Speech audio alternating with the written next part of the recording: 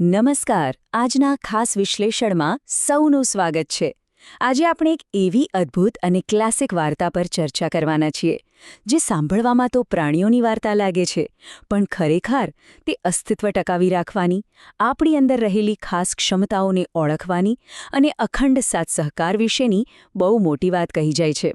વાર્તાનું નામ છે મિત્રતાની કિંમત, હરણ, કાગડો અને ઉંદર. તો ચાલો જોઈએ કે આ નાનકડી કથા કેટલો ગહન સંદેશ આપે છે. આગળ વધતા પહેલા ચાલો એક બહુ જ મહત્વપૂર્ણ પ્રશ્નથી શરૂઆત કરીએ. આખો પાયો જ આ પ્રશ્ન પર ટકેલો છે. જરા વિચારો કે જ્યારે કોઈ પણ ચેતવણી વિના અચાનક જ કોઈ મોટી આફત આવી પડે ત્યારે સાચા મિત્રની વ્યાખ્યા શું હોય? સામાન્ય રીતે મિત્રો તો ઘણા હોય છે, બરાબર ને?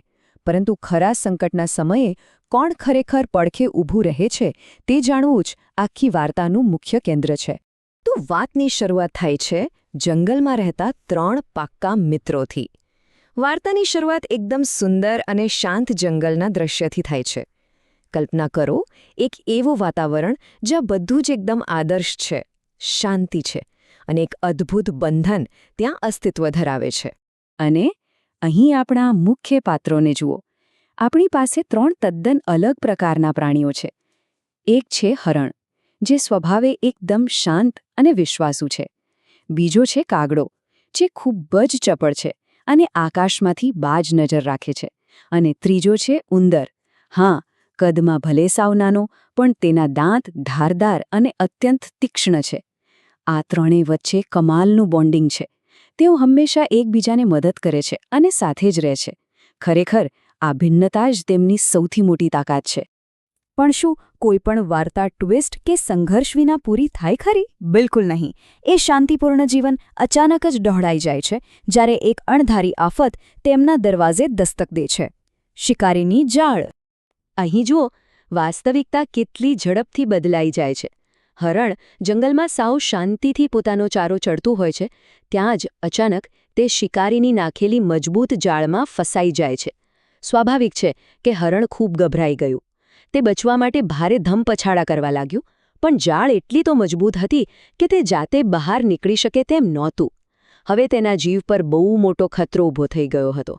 અને આ જ ખતરો આપણને વાર્તાના સૌથી રોમાંચક ભાગ તરફ લઈ જાય છે, એક સુનિયોજિત બચાવ ઓપરેશન. આ એ જ ક્ષણ છે જ્યાં મિત્રતાની સાચી કસોટી થવાની છે. હવે જરા ધ્યાન આપજો, આખી પરિસ્થિતિ કેવી રીતે એકદમ પરફેક્ટ રેસ્ક્યુ ઓપરેશનમાં ફેરવાય છે. સૌથી પહેલાં કાગડાએ દૂરથી હરણને ફસાયેલું જોયું. તે માત્ર જોતો ન રહ્યો, તેણે તરત જ એક્શન લીધું. તે સીધો ઉંદર પાસે ગયો અને પરિસ્થિતિ જણાવી. અને પછી જુઓ કમાલ, સમય બચાવવા માટે કાગડો ઉંદરને પોતાની પીઠ પર બેસાડીને ઉડ્યો અને સીધો હરણ પાસે પહોંચ્યો. કાગડો જાણે કે હવાઈ માર્ગદર્શક અને ટ્રાન્સપોર્ટ છે, જ્યારે ઉંદર રેસ્ક્યુ સ્પેશિયલિસ્ટ.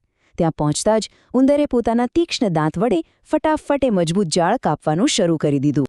અને ગણતરીની મિનિટોમાં જ ઉંદરે જાળ કાપી નાખી અને હરણ આઝાદ. પણ એટલામાં જ પેલો શિકારી ત્યાં આવી પહોંચે છે.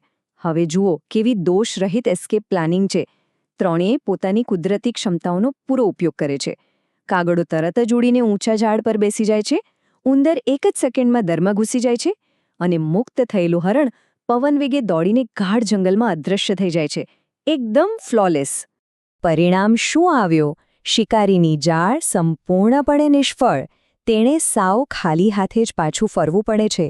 અને બીજી તરફ આ મોટું સંકટ ટળી ગયા પછી ત્રણેય મિત્રો ફરી સુરક્ષિત રીતે ભેગા મળે છે અને એકબીજાનો આભાર માને છે.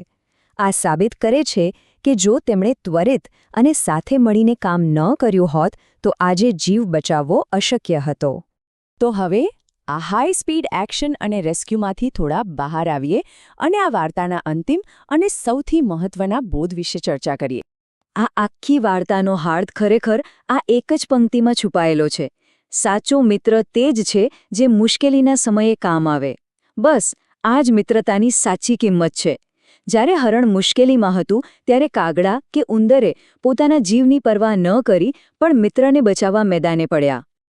આ જ સંદર્ભમાં શિક્ષક મુકેશભાઈ એમ નીનામાનો એક સચોટ વિચાર પણ અહીં ધ્યાનમાં લેવા જેવો છે. તેઓ સ્પષ્ટ કહે છે કે માત્ર સંપ અને સહકારની તાકાતથી જ ગમે તેવી મોટી આફતને ટાળી શકાય છે. જરા વિચારો, જો આ 3 પ્રાણીઓ અલગ અલગ રહ્યા હોત તો શું હરણનો જીવ બચી શક્યો હોત? બિલકુલ નહીં.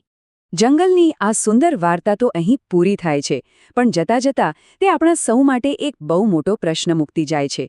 આ વાર્તામાંથી આપણે જે એકતા અને સહકારની શક્તિ જોઈ તે આજના આપણા આધુનિક જીવનમાં કેવી રીતે લાગુ પાડી શકાય? આપણા રોજિંદા જીવનમાં પણ જ્યારે મોટી અને અણધારી મુશ્કેલીઓ આવે છે ત્યારે શું આ જ પ્રકારનો સાથ અને સહકાર આપણને બચાવી શકે ખરો? ચોક્કસપણે આ એક વિચારવા જેવી બાબત છે. આજના આ વિશ્લેષણમાં જોડાવા બદલ ખૂબ ખૂબ આભાર. ફરી મળીશું.